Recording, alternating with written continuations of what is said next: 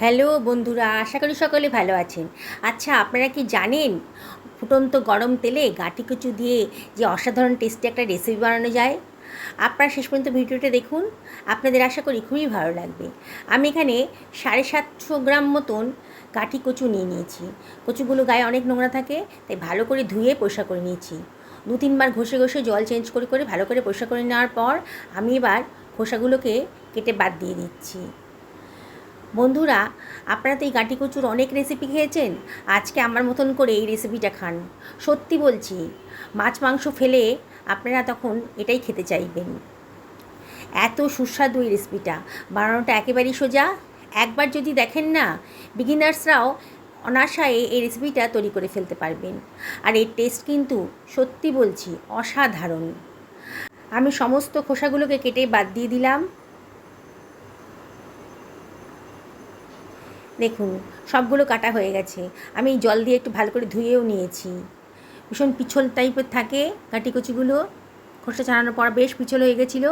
আমি এগুলোকে গোল গোল চাকচাক করে কেটে নিচ্ছি। দেখুন, খুব বেশি মোটাও করিনি আর খুব বেশি পাতলাও হয়নি। আপনারা ইচ্ছে মতো যেমন খুশি শেপ দিতে পারেন, তবে আজকে আমি এরম করে কেটে নিয়েছি। সমস্তটা কাটা হয়ে গেছে। আমি 2খানা পেঁয়াজ নিয়ে নিয়েছি। 2খানা পেঁয়াজ আমি খোসা ছাড়িয়ে নেব। আমি 750 গ্রাম মতন গাঁটি কচু নিয়েছি, তাতে আমার 2খানা মাঝারি সাইজের পেঁয়াজই যথেষ্ট। আপনারা যদি গাঁটি কচুর পরিমাণটা বাড়ান, তাহলে পেঁয়াজের পরিমাণটাও কিন্তু বাড়িয়ে দেবেন, নাহলে কিন্তু অতটা টেস্টি হবে না। পেঁয়াজটাকে মাঝখান দিয়ে কেটে নিলাম, খোসা ছাড়িয়ে মাঝখান দিয়ে কেটে নিলাম। একটা টমেটো নিয়েছি মাঝারি সাইজের, টমেটোটাকেও মাঝখান দিয়ে কেটে নিলাম। আর একটা রসুন নিয়েছি, বড় সাইজের রসুন নিয়েছি। রসুনের এই নিচে পোর্শন আর উপর পোর্শনটা কেটে বাদ দিয়ে দিলাম। দেখুন, রসুনগুলোকে আলগা করে নিচ্ছি। খোসা কিন্তু ছাড়াইনি রসুনের, এই খোসা সহই আমি রান্না করে নেব। একটা তাওয়া বা বলুন বা চাটু বলুন, গরম করে নিয়েছি। তাতে দিয়ে দিলাম 1 চামচ মতো সর্ষের তেল। এবার চাটুর মধ্যে ভালো করে সর্ষের তেলটা ছড়িয়ে দিচ্ছি। বন্ধুরা, রেসিপিটা একেবারে নতুন ধরনের, স্বাদও কিন্তু অসাধারণ। এবার পেঁয়াজ যে কেটে রেখেছিলাম সেগুলো আমি দিয়ে দিচ্ছি। টমেটোটাও দিয়ে দিলাম। আর দিয়ে দিচ্ছি রসুনের কোয়াগুলো, খোসাটাও দিয়ে দিলাম। আর এখানে দিয়ে দিচ্ছি 2খানা শুকনো লঙ্কা। এটাকে আমি একটু রোস্ট করে নেব, তেল দিয়ে একটু রোস্ট করে নেব। খুব সুন্দর একটা গন্ধ বেরোবে, আর খেতেও কিন্তু একেবারে অন্য রকম হবে। ঢাকা দিয়ে রাখলাম 2 মিনিটের জন্যে। 2 মিনিট পরে আমি ঢাকাটা তুলে দিচ্ছি। গ্যাসের ফ্লেমটা মিডিয়াম টু হাইতেই রেখেছিলাম। এবার এগুলোকে একটু উল্টে পাল্টে দেব। দেখুন, সুন্দর একটা কালার কিন্তু এসে গেছে। আবারও আমি মিনিট 2-এর জন্যে ঢাকা দিয়ে রান্না করে নেব, তাহলে কিন্তু রান্নাটাও তাড়াতাড়ি হবে আর ভাজাটাও তাড়াতাড়ি হয়ে যাবে। এবারে 2 মিনিট বাদে আবারও ঢাকাটা তুলে দিচ্ছি। দেখুন, সুন্দর একটা কালার এসে গেছে। এবার একটু নাড়াচাড়া করে নিচ্ছি সবগুলো। দেখেছেন তো, টমেটো আর পেঁয়াজের গায়ে কী সুন্দর একটা কালার এসে গেছে। লঙ্কাটাও কিন্তু বেশ ভাজা ভাজা মতো হয়ে গেছে। এবার গ্যাসের ফ্লেমটা অফ করে আমি এগুলোকে ঠান্ডা করতে দেবো। আমি কড়াইতে তেল বসিয়ে দিয়েছি, 3 টেবিল চামচ মতো সর্ষের তেল নিয়েছি। তার মধ্যে দিয়ে দিলাম একটুখানি 1 চিমটা লবণ। লবণটা দিলে সর্ষের তেলে কাঁচা গন্ধটা কিন্তু আর থাকে না। এবার কেটে রাখা কাটি কচুগুলো আমি দিয়ে দিলাম, আর দিয়ে দিলাম সামান্য একটুখানি 1/4 টেবিল চামচ মতো লবণ আর 1/4 টেবিল চামচ মতো হলুদের গুঁড়ো দিয়ে এগুলোকে আমি সব কিছু ভালো করে মিশিয়ে নিচ্ছি। হাই ফ্লেমেই রেখেছি আর সব কিছু ভালো করে মিশিয়ে নেব। নাড়াচাড়া করে, বুঝতেই পারছেন বন্ধুরা, আমি গাঁটি কচুর টুকরোগুলোকে একটু ভেজে নিচ্ছি। অনবরত কিন্তু নাড়তে হবে, নাহলে কিন্তু পোড়া লেগে যাবে।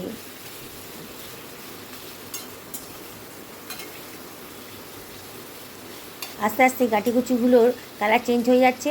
এবার একবারে লো ফ্লেমে আমি মিনিট 3 রান্না করে নেব ঢাকা দিয়ে। এবার আমি একটা মশলা করে নিচ্ছি। আমার এই পেঁয়াজ আর টমেটোটা কিন্তু একেবারে ঠান্ডা হয়ে গেছে। ঠান্ডা হয়ে গেলেই কিন্তু মিক্সার গ্রাইন্ডারে দেবেন। আমার ঠান্ডা হয়ে গেছে, মিক্সার গ্রাইন্ডারে দিয়ে দিলাম। আর দিয়ে দিলাম হাফ টেবিল চামচ মতো হলুদের গুঁড়ো, 1 টেবিল চামচ ধনের গুঁড়ো, হাফ টেবিল চামচ জিরের গুঁড়ো, আর হাফ টেবিল চামচ মতন লঙ্কার গুঁড়ো, হাফ টেবিল চামচ মতো লবণও নিয়ে নিয়েছি। নিয়ে এটাকে গ্রাইন্ড করে নিচ্ছি। জল দিইনি। দেখুন কি সুন্দর একটা স্মুথ পেস্ট তৈরি হয়ে গেছে। এবার মিনিট 3 হয়ে গেছে, আমি ঢাকাটা সরিয়ে দিচ্ছি। দিয়ে গাঁটি কচুগুলোকে আবার একটু নাড়াচাড়া করে নেব।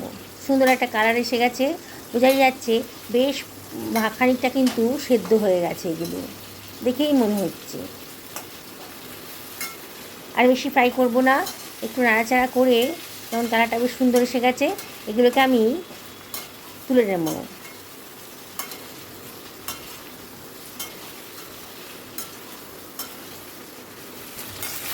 একটা স্ট্রেনারের সাহায্যে এগুলোকে তুলে একটা অন্য পাত্রের ভেতর রেখে দিচ্ছি।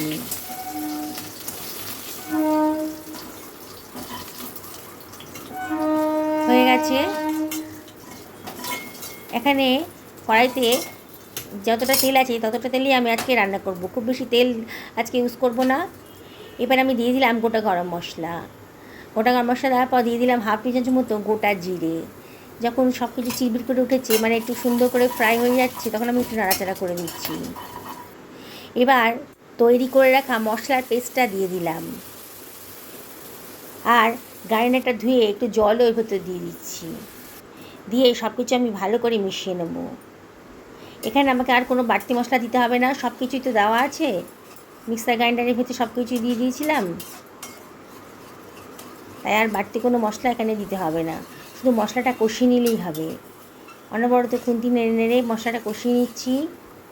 খুব কম তেলে রান্না হচ্ছে তো, তাই মশলার গাতেই কিন্তু তেল বেরোবে না। তাই অল্প অল্প জল দিয়ে এটাকে মশলাটাকে আর কি ভালো করে কষিয়ে নেব বন্ধুরা। তাই আপনাদেরকে বলছি, যখন অল্প তেলে রান্না করবেন তখন অল্প অল্প জল দিয়ে মশলা কষিয়ে নেবেন। বেশ কষানো হয়ে গেছে। এবারে ভেজে রাখা গাঁটি কুচুর টুকরোগুলোকে আমি দিয়ে দিয়েছি। দিয়ে মশলার সঙ্গে ভালো করে কষিয়ে নেব। খুব শুকনো শুকনো লাগছিল আর কড়াইতে পোড়াও লেগে যাচ্ছিল, সেই জন্য আমি একটুখানি জলের ভেতর দিয়ে দিচ্ছি। জলটা দিয়ে আবারও সব কিছু ভালো করে কষিয়ে নেব। সুন্দর একটা গন্ধও বেরোচ্ছে আর সুন্দরভাবে কষানোটাও হচ্ছে। দেখুন বন্ধুরা, বেশ ভালো করে কষানো হয়ে গেছে। এবার আমি এর ভিতরে দিয়ে দেব গরম জল। আপনারা গরম জল দেওয়ার চেষ্টা করবেন, তাতে রান্নার কালারটাও সুন্দর থাকে আর রান্নাটাও তাড়াতাড়ি হয়ে যায়। আবারও সব কিছু ভালো করে মিশিয়ে নিচ্ছি।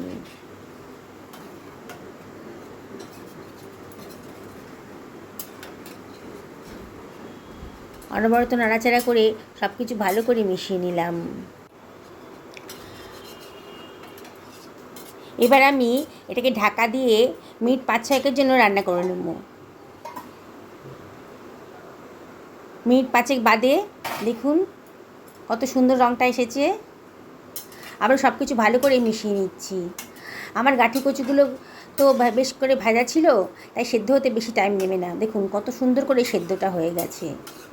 চেক করে দেখালাম, আবার একটু নাড়াচাড়া করে নিচ্ছি। একেবারে পারফেক্ট হয়েছে।